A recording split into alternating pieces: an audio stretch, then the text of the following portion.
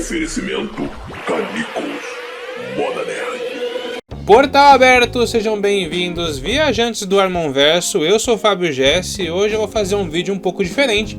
É mais uma daquelas listas que todo mundo ama, todo mundo adora, eu também. Então eu vou falar aqui pra vocês, vou comentar, vou apresentar pra quem não conhece 5 quadrinhos brasileiros antigos que eu tenho muita saudade de ler. Eu adorava esses 5 quadrinhos que eu vou apresentar para vocês.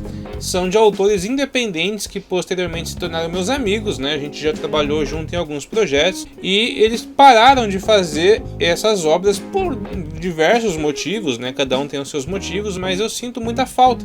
E sem mais delongas, né? Começando aqui por Tanosekai, esse que está na tela. Para quem não conhece, Tanosekai é uma obra shonen, né? De sobrenatural, que era produzida pelo João Ed Araújo.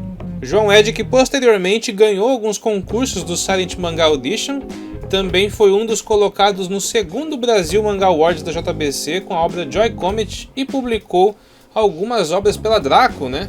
E Tanosekai teve muitos capítulos, acho que passou de 30 capítulos na época, dava para fazer vários volumes impressos, né? Ele saía na Conexão Nankin, né? Tem até o logo aqui da revista Conexão Nankin, uma revista digital. E Tanosekai contava a história do Kentaro Tezuka, que era um jovem morador de Tóquio, né? E o Kentaro Tezuka recebe uma notícia de que ele vai ter que mudar de cidade, né? E voltar para a cidade onde ele morava antes, quando seu pai foi assassinado. Nessa noite, antes da mudança, ele recebe a visita de uma sombra e ele acaba descobrindo que ele tem poderes para enfrentar sombras, né? Quando as pessoas morrem, viram espíritos malignos e aí ele passa a enfrentar essas sombras, né? Infelizmente, Tanosekai está pausado há muitos anos e foi praticamente cancelado pelo autor. Ele demonstrou que não tem muito interesse em continuar a obra, até porque faz parte de uma época em que o desenho não era tão elaborado, né? Ele, apesar de ser excelente para mim aqui, o João Ed sempre comenta que não gosta muito dessa época, desse traço dele, então não faria muito sentido para ele continuar, até porque ele aprendeu muitas técnicas novas, evoluiu bastante. Então ele não tem muito interesse em continuar e eu desconheço qualquer lugar que você possa ler o que ele produziu até então. Eu não sei se tem disponível em algum lugar. Eu procurei e não encontrei. Se você souber de algum lugar que dê para relembrar esses capítulos antigos, deixa aí nos comentários, beleza? A segunda obra da minha lista foi uma das que eu mais curtia na época, quando eu comecei a conhecer quadrinhos brasileiros independentes, que me inspiraram a fazer também os meus próprios quadrinhos. E eu tô falando de Sigma Pi, da autora Adriana Yumi. Foi uma das primeiras aí, né, que eu cheguei a conhecer quando eu entrei nesse mundo, né? E me chamou a atenção por ter uma temática diferente do habitual shonen de lutinha que a gente encontra sempre em todos os lugares, né? Quando o brasileiro tá fazendo.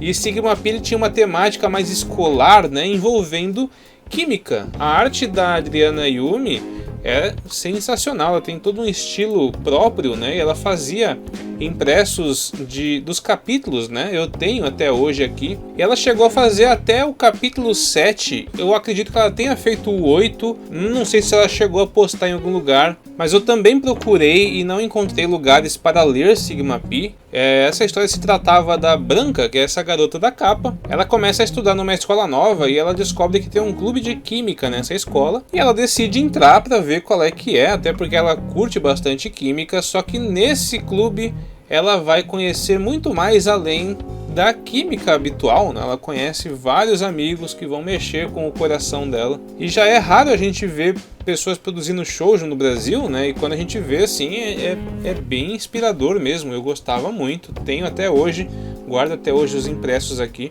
E eu gostaria muito de ver uma continuação, não sei se a Adriana Yumi tem intenção de continuar.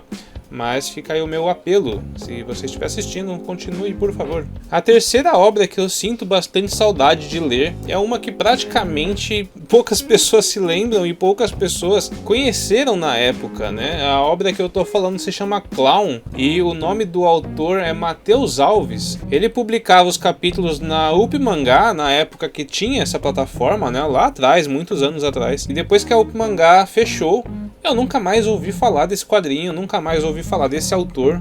Não sei por onde ele anda, procurei já em vários lugares, mas como é um nome muito simples, né, não consegui encontrá-lo. Mas era uma temática muito interessante. A gente conheceria aí o Misaki Ishikawa, né, um garoto aí de uma cidade chamada Carnival City, que vivia uma vida normal até que o circo Dark Smile chega na cidade. Ele odeia circo, mas ele é convencido pelos amigos aí no espetáculo. E lá nesse circo ele vai encontrar uma conspiração sinistra, um jogo psicológico muito complicado, bem pesado mesmo. Envolve muita loucura, né? Tem uma pegada assim de Soul Eater e eu gostava muito, eu achava muito interessante. O traço não era tão elaborado, mas a temática e a sequência de cenas era muito legal. Infelizmente, né, só chegou aí a 5 capítulos e nunca mais ouvi falar. Se vocês tiverem notícias aí do Matheus Alves e do Clown, deixa aí que eu gostaria de trocar uma ideia com ele. Quem sabe a gente não arranja uma forma de trazer Clown de volta à vida aí. O quarto quadrinho é de um grande amigo meu chamado Rafael Morato. Ele publicava também na época da Up Mangá e chegou a fazer um encadernado impresso que eu tenho aqui na minha mão, ó. Tinha uma pegada mais medieval, né, meio Claymore, meio Berserk. Ele chegou a produzir uns 5 ou 6 capítulos, se não me engano, e a vida acabou levando ele para outros caminhos que não o da arte, né, mas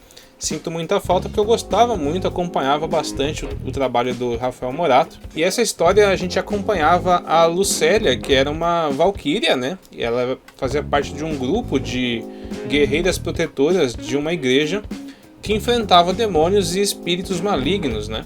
É bem essa pegada meio Dark Fantasy mesmo, e eu achava bem interessante. Poucas pessoas realmente fazem e levam muito adiante essa temática no Brasil. Hoje em dia até tem mais do que antes, né? Mas naquela época que ele produzia era bem poucos que faziam mesmo. Infelizmente o Rafael acabou deixando a produção aí e nunca mais retornou. Não sei se ele tem intenção de retornar, mas pelo que eu conheço dele, eu acredito que ele não vá, né? Ele já tomou um rumo totalmente diferente na vida. Mas se você estiver assistindo aí, Rafael, um abraço. Por último, mas não menos importante, tem a obra chamada Inusitado, da Isabela Flores. Esse é o único que eu encontrei uma forma de você ainda poder ler hoje em dia, né? Tem 29 capítulos e é uma obra de comédia e romance.